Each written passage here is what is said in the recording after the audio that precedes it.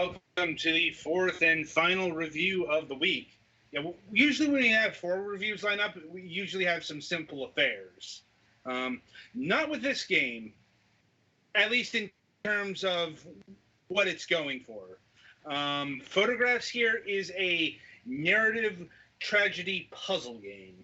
I know it's got the question mark on the Steam page, but let me be clear. No, this game is fucking tragic. It's fucking dark. It's narratively fucking heavy. I'm gonna put that up right. It's like, this is probably some trigger warning, like actual trigger warning shit with some of the stuff that this game tackles. So you're saying it doesn't make you laugh every time you look at it? No. It's like, I would definitely say no, it does not. Anyway, so getting a bit more specific into what the tragedy is, you are, an unspecified entity, let's say. You are actually a observer of the game. Like, you are in this cave and you are observing 5 tales of woe.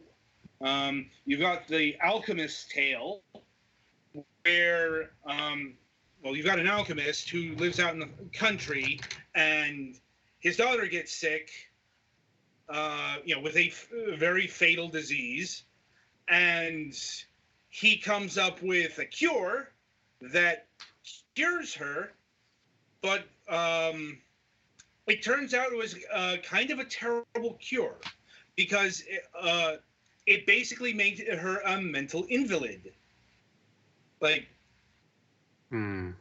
Yeah, and it ends with her, just getting so frustrated with her mind deteriorating that she fucking shoots herself in the head. Did I say this game was fucking dark? Because this game is fucking dark. Indeed. Let's see. There's the athlete's tale, where you play as a swimmer who, is like a very accomplished, exceptional swimmer, part of a swim team, but has, is falling behind and has to make the choice of, taking performance-enhancing drugs in order to keep up. There is the tale of the jailer, where you play as, a Native American who encounters the white people, and, okay, I think you know where this is going, because the white people do what, the white people did in real life. And your observer character eventually becomes a jailer to the slaves that they have kidnapped and have forced to work the land. Tale 4, the tale of the, newspaper mogul, editor-in-chief. I forget the title that they use, but he is the head of a newspaper that has been in business for 75, 80 years. 3 generations of this family line has worked, blood, sweat, and tears, and very close to the workers and all that stuff. And they've gotten by for 3/4 of a century by publishing uplifting news. That's the name of the paper, Uplifting News. Mind you, I question how this paper lasted 1 year, let alone 75 years, by just publishing fucking happy news. But the paper falls on unspecified hard times, has to let people go. Things are getting tight, things are getting desperate. And so what this guy does is he pivots to Fox News, or the Daily Mail, probably specifically, because the paper becomes and this is the actual title, The Daily Hate. I'm like, oh, fun. so instead of, bringing happiness to the world, it's all about the negativity. It's all about the bad news and the profit that's contained within. I'm like, more on that in a bit. And the final tale, the tale of the preventer. Okay, so this is a bit of an odd one because they literally had to create this job for this scenario. Because what a preventer is a wizard who who stops disasters, who saves people. Basically a wizard firefighter. And this is this is probably the most morally complex tale, at least in my estimation. But I mean, you can see that we're dealing with a whole lot of moral complexity as it is. But so what the conceit here is, since there's magic involved, the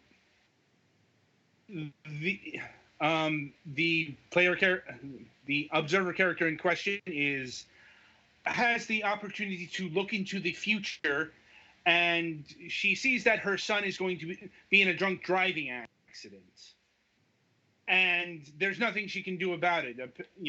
Apparently it's up to the whims of fate or whatever. Except it's not. So here's the twist on this one. She in doing one of a firefighting mission, buildings ablaze, and the person she's tasked to rescue, or she finds, is the very person that's going to kill her son.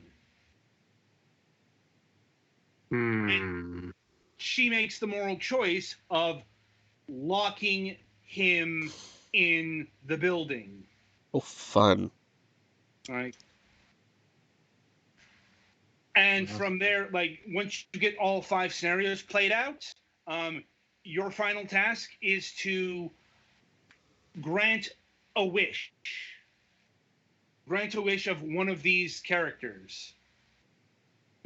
Because the common thread, other than tragedy, is regret. They all regret.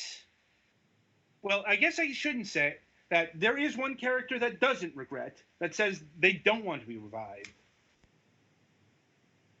And it's not even always, I wish I hadn't done the thing.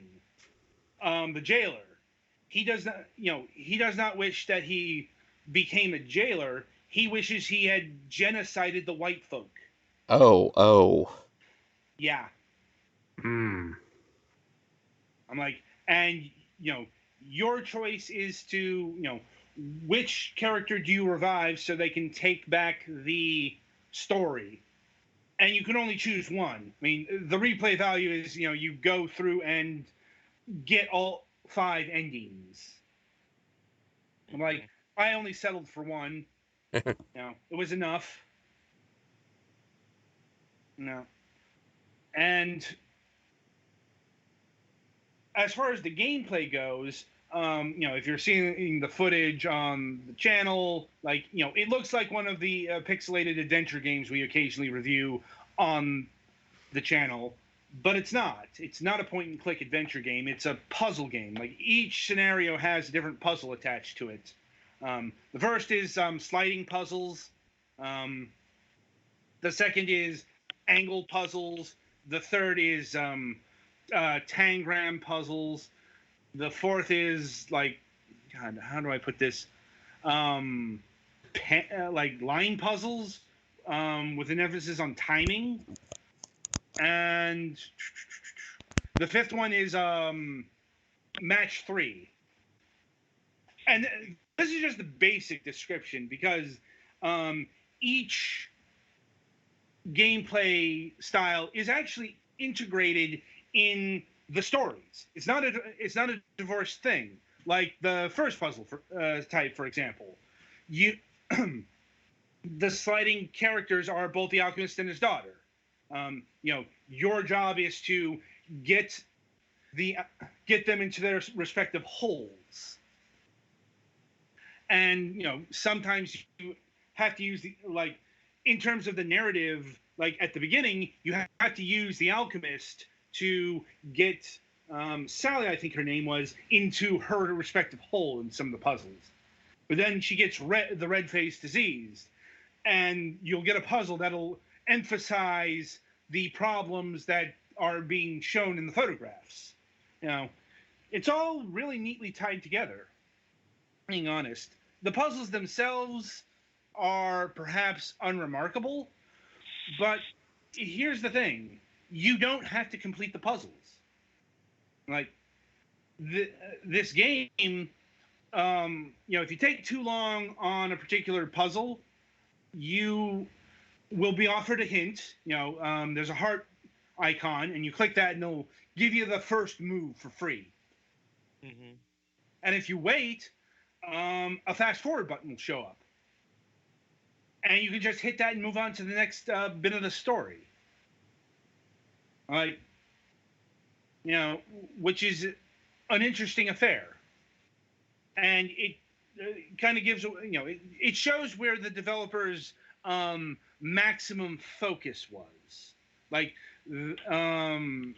they wanted you to experience the story first, because it's not that the puzzles can get all that difficult or mind bending, but they do get more difficult, and they can take some time, and you might get frustrated, and you might quit the game. You might never come back. So they put that in there. Like, as far as how I feel about that as a mechanic, kind of mixed actually. Like, I get where where they're coming from in terms of what the intentions of the developer are, but it's also you've kind of removed any sort of agency from the player. It's like if they want to actually sure, if they want to experience the challenge of the puzzles of the game, they can still do that. It's nice to have the option, but maybe having an option to turn that off would have been the best. Mm-hmm. As far as the scenarios themselves, I found them, to be good for the most part. Like, I'll be honest, the tale I completed was the Alchemist tale, and honestly, I think that was the worst, just because the moral quandary is fucking stupid. Like, so your moral quandary is to present, the Alchemist regrets giving the cure, and they'll spoil the ending here. When you rewind his time, he goes back and he just doesn't make the cure, and he basically condemns his daughter to death by disease. So do you see the problem here? Mm-hmm. Like, the correct course of action was to make a better cure, because and it's trying to present it as this sweet look at the time that they have left kind of deal, but I'm like, functionally, we're not all that we're not all that. Oh, we still end in death. Mm-hmm. Like, he just gave up. Like, it's no, oh hey, maybe I should, because it's assumed that he has the knowledge of where the future lied, because he didn't make the cure. He knew what it would do to his granddaughter, or daughter, whatever, mind. But it's not, oh hey, maybe there's another way. Like, it's just, oh, I'll enjoy the time I've left. Like, that's not a good ending, because you found a cure. It sounded like it needed adjustment, refinement, to get rid of the vegetative properties.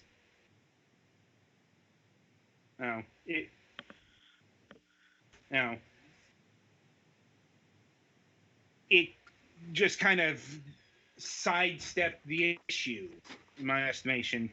Maybe other people's have a different perspective, but this is mine. You know, um, you know, the other tales fare, much better. I'd say the second weakest was the medium, the newspaper guy, mainly because everything was a little too vague. Like, you know, he felt bad about making the world shitty, but he didn't really go into how he made the world shitty. And like, this is the scenario that kind of needed more pointed critiques, especially in this moment in fucking time, because I don't know if you've seen the news lately, and how its role in the fucking world, how Fox News makes things worse and all that shit, but it's this is more about a personal tale, and it's like, I don't know. I just felt it laid a little flat. My favorite was the Preventer. I'm like, I suppose also worth noting that, it's also, she ends up in a lesbian relationship, and yet there's contraception, magic. They're both wizards, so. I mean, I listened to the developer commentary, and apparently it was a big head scratcher. And he's like, maybe magic may be mundane. I'm like, they're literally wizards. Like, there's magic. That's all you need. Eesh. But yeah, but like, the ultimate moral quandary of the Preventor's Tale isn't that she locked the guy up in the building. She was always, she was fine with doing that because, and this is the kind of thing that happens in real life. Like, if you had the chance to save your son, daughter, whatever, from a fucking drunk driver, who would kill that, would you kill that person? The answer is probably yes. I mean, once again, her regret is more, getting her partner roped into it because, she lied to the council and they both get imprisoned and, their son is taken away forever. That's her regret.